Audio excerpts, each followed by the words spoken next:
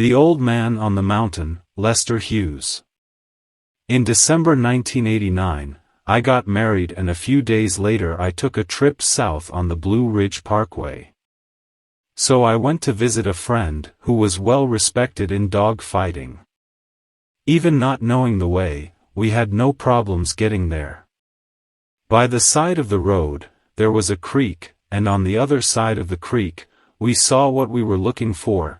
It was a big written sign. The Old Mountain Man Kennels. American Pit Bulldogs. This was the home of Lester Hughes, a man who, in the words of Tom Garner, it is a living encyclopedia about the American Pit Bull Terrier. Mr. Hughes dwelt all his 68 years on the mountain. When we got out of the car, we noticed a very cold place, even colder than where we lived. To the left was Mr. Hughes' house. He greeted us at the door. He projected calm and self-assurance. But the intensity of competitiveness was still in him. He introduced us to his wife, Evelyn, and their 2 children, Christine and Cole. Then he put on a coat, and also the Western-style hat. That was his trademark. We went into the yard. He had about 25 dogs. To our right, along the creek bank, was a row of kennels. There lay the bitches, and Lord Hughes's puppies. The kennels were well made. Next to it were a wire fence, measuring 1 meter and 80 centimeters. The door was in the center, and they were half a meter from the ground. In the kennel there was a small house for each dog. In the little house there was a door on the side, which allowed instant access, either to a female dog with puppies, or to a sick dog. The water dispenser was automatic, and had a built-in food tray. The best feature of these kennels is that each one is lifted by a wooden. Mr. Hughes sprays water with a high-pressure hose, wipes between the boards, and he's done. At that time, the dogs that were there were Holly, who is a daughter of Gene Honey's champion Jeep Rom. Black Mert, a daughter of the outlaw Grand Champion of Groves. Baby Jane, a very good daughter of Crenshaw Screamer. And some pups from Eli III's breeding, with Midnight Cowboy. In front of the kennel there was a building, which we saw as soon as we arrived. We were surprised to find that the building had heat, electricity, and running water.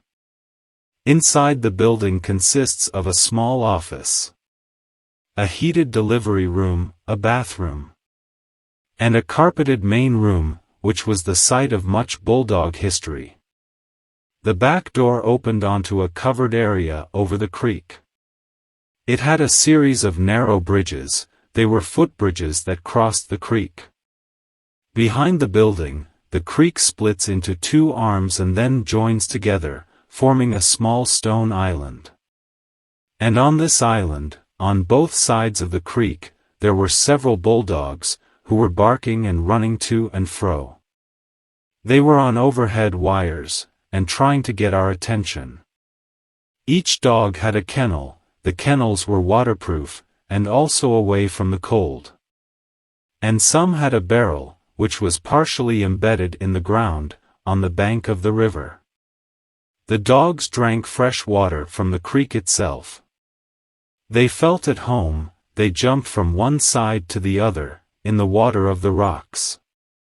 Lord Hughes' dogs were in perfect health.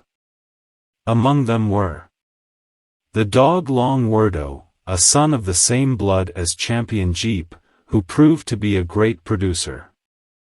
Daisy, who was the daughter of Champion Jeep Rom, with the female Grand Champion Miss Rage. There was Bandit, which was a cross between the outlaw Grand Champion and the female R.C. Molly. Lil Bill Jr., who is the son of Lil Bill, with the female Sheena. Plus a variety of young dogs of great selection. Mainly Eli, crossed with Rascal, Buster, and Cowboy bloodlines. This was the first of many times we visited Old Man Mountain. We are honored to meet a man who is truly one of the dinosaurs in the pitbull, and we are grateful for the opportunity to learn from him. Mr. and Mrs. Hughes have been very generous to us. He welcomed us into his home, and we developed a friendship. Mr. Hughes has been involved with the bulldog fight for 45 years. Although he became famous in dogfighting 20 years ago. He became known in the 1970s as the Old Man of the Mountain. He's seen many dogs fight, and he's been a part of many of those big dogs. He is not a man who boasts of his accomplishments, nor the type of guy who badmouths another dogman. He doesn't get involved in any gossip, which are generally common in the world of dog fighting. He is from a time when to close a deal, it was a handshake and a word. Mr. Hughes told us. Once, a few years ago, some boys came from the Bronx, from New York. They wanted to buy an adult dog. They didn't have enough money to buy the dog they wanted. So I let them take the dog and send me the money later. Mr. Hughes shook his head and smiled. Everyone told me I would never get paid again. But the remainder of the money arrived by mail from New York. And exactly as they had promised. He has a keen eye for dogs. And also a good perception of their behavior. We heard that Mr. Lester could analyze a dog in 5 to 10 minutes. And anyone would take 1 hour. We come to value his opinion of a dog far more than our own. We saw him watching what looked like a good dog in action. And when we asked about his opinion, he simply stated that in another 10 minutes he would have stopped. Or after seeing a young dog not fighting well, he tells the owner, wait another month, and try again. Many dogs that came close to being discarded at 18 months of age. They became fast-track dogs. With a little more time to mature. And this was noticed, thanks to his wisdom. Mr. Hughes' philosophy is that everyone will give up. Some will quit early, and some will quit later. He also taught us a lot about why dogs give up. He saw the old champion Rascal lose one fight, and then win several more fights. And he said so, about defeat. It was a withdrawal because of the heat.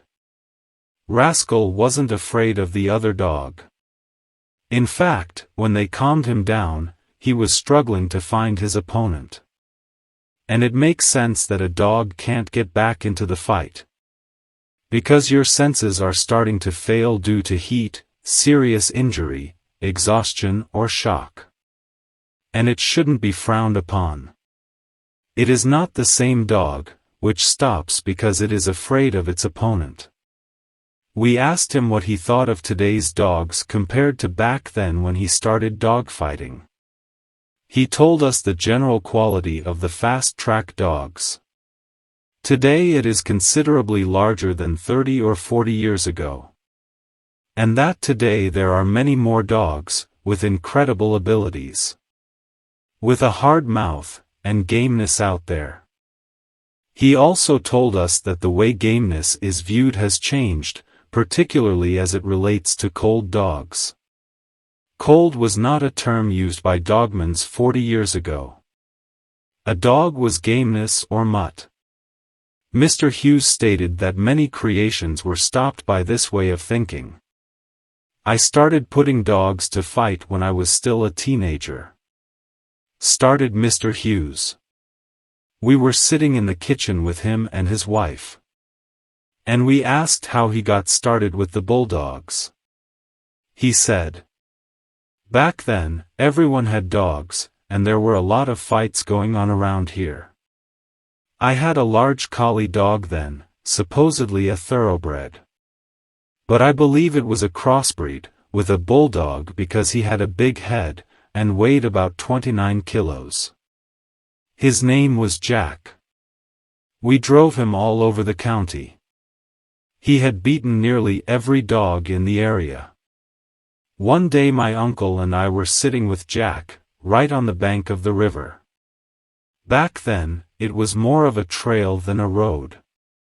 Anyway, after a while, a man appeared on the road, with a short-haired dog. He was from Tennessee. And we had heard that his dog was a fighter, and he was really mean. He went down the road to a country shop, and then when he was coming back, he saw us sitting there with our dog. We were looking at him, then he yelled, "Boy, hold your dog. This one of mine is a very bad dog." My uncle and I looked at each other, kind of smiling, and my uncle yelled back, "I think this one knows how to take care of himself." Then he repeated, "Hold your dog, this one will hurt him if they fight." Then I put my hand on Jack's neck, as if to hold him. The man walked past us. I waited until he was about 20 feet away. So I let go of Jack's neck and said, "Take it, Jack." And Jack did, but it was a mistake that Jack made. Mr. Hughes shook his head, and a rare smile crossed his face.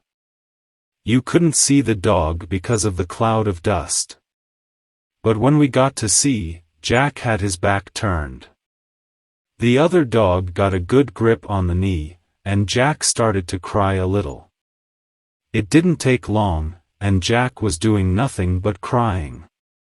After the man got his dog off poor Jack, I asked him what type of dog that was. He told me, he is a pit bulldog. So that was the first pit bulldog I saw. It took 6 months before I got a bulldog.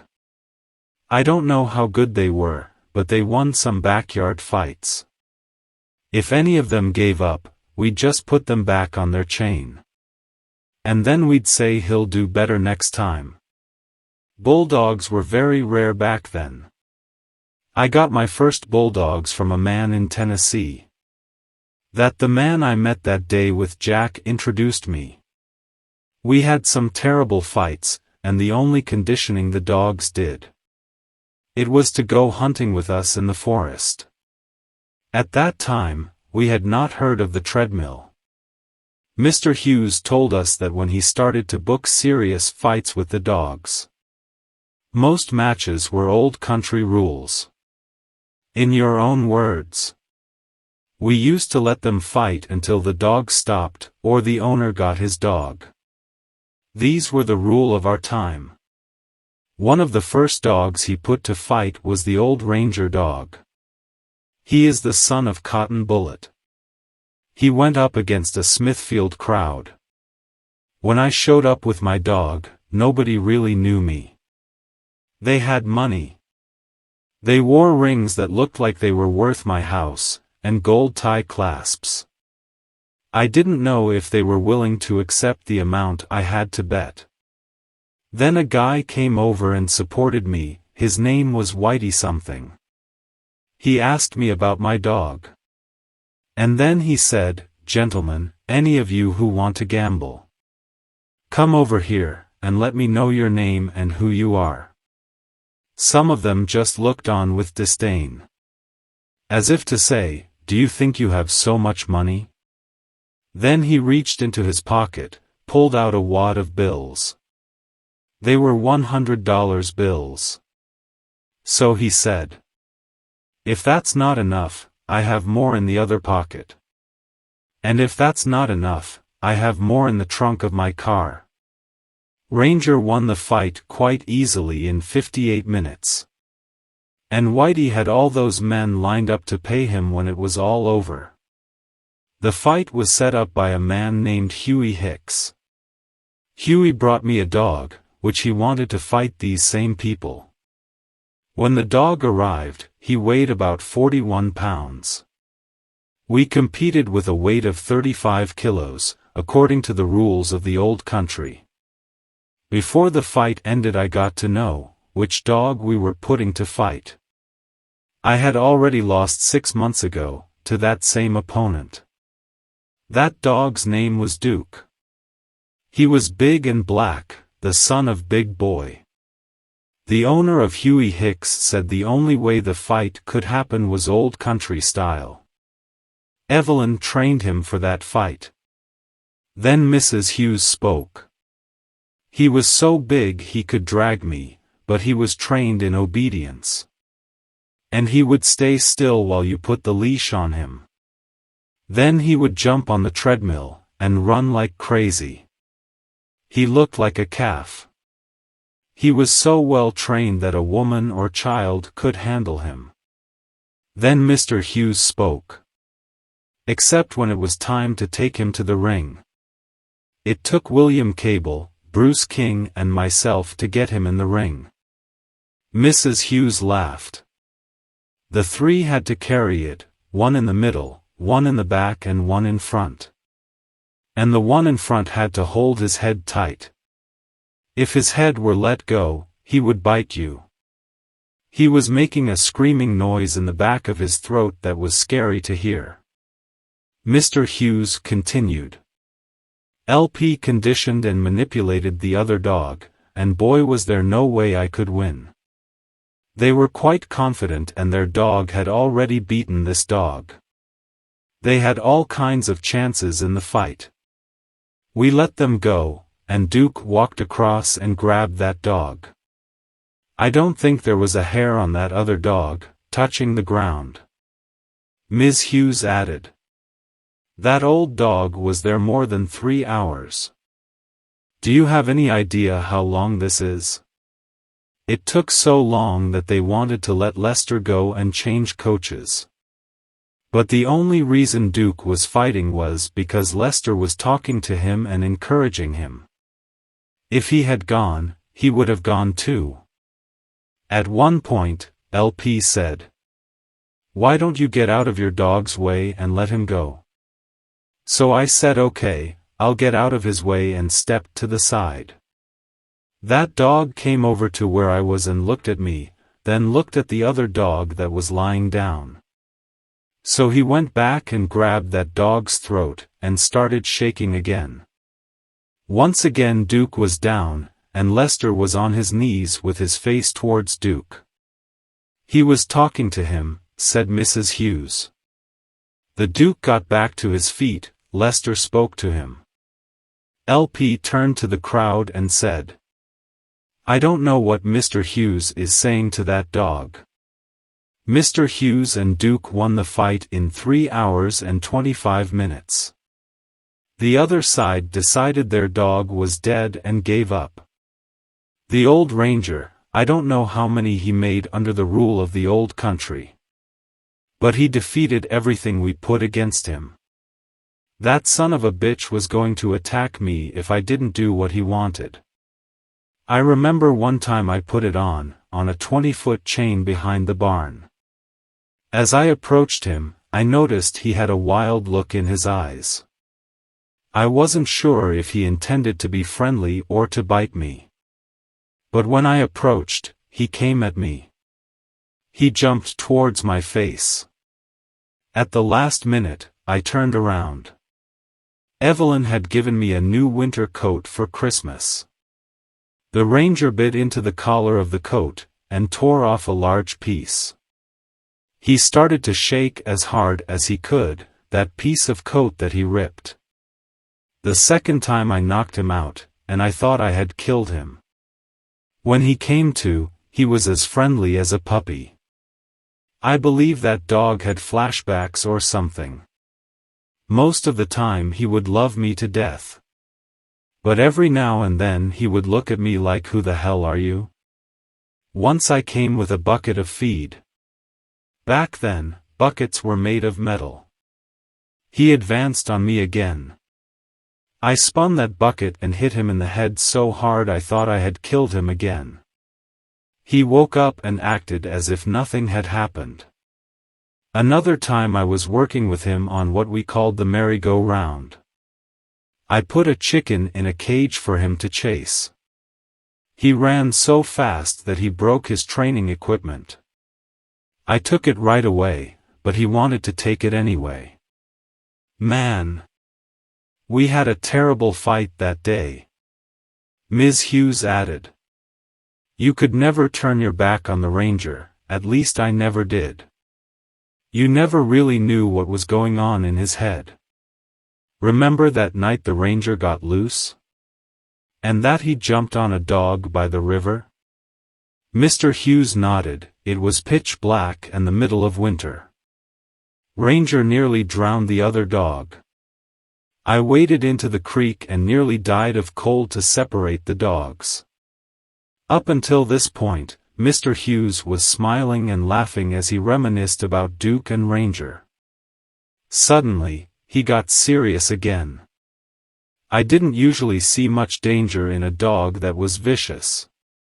I knew a bulldog could hurt a man, but I guess I didn't realize how bad it was. I wasn't afraid of one. But now I'm much more wary of a man-eater. They really can hurt you, even kill you.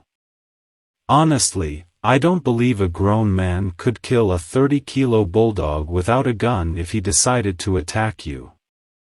I asked Mr. Hughes about some of the famous pit dogs he saw fight. And how he would rank them, starting with Champion Rascal. He told me. Man, he was a bulldog. He won 5 official fights, and several others outside of jail. He just can't be recognized as Grand Champion because he lost the first fight. I refereed that fight. It was very hot that day. Rascal got hot and didn't come back. But he didn't give up the fight, i.e. he didn't back down. I've seen a lot of dogs do this, and a lot of people yelling that he's a stray. But if the dog doesn't come back, that doesn't necessarily mean he's a stray. There have been many dogs maligned as strays who weren't. I have never seen a dog that could put Rascal back. Even the one he lost to died less than half an hour after the fight. I turned a dog against him once. A really tough dog of big boy origin. I had never seen any dog make him back off.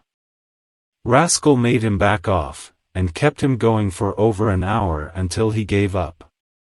Rascal fought any style, but he liked to work the bite to the head. He could overcome any fighting style that was put against him. I think there are so many good dogs coming through. Many of Champion Rascal origin, same as any other dog, bred in the last 25 years. The dog Stompanato should be an example of this, son of the same father, and his mothers were crossed in the same way. I know that the two bloodlines seem to go very well together. Susie is a Stompanato daughter and produced some good dogs when she was crossed with Rascal Jr. Stompanato was a well-built and handsome dog. I've never actually seen him fight, and I've heard 2 different stories about him. One was that he had won twice in Mexico, and the other was that he was cold. I don't know if he was cold or not, but many good bulldogs today carry Stompanato blood. That was the first part of the Dogman interview, Mr. Hughes.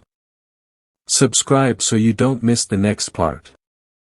My name is Rodolpho Luiz, and I invite everyone to enjoy the knowledge of this wonderful breed.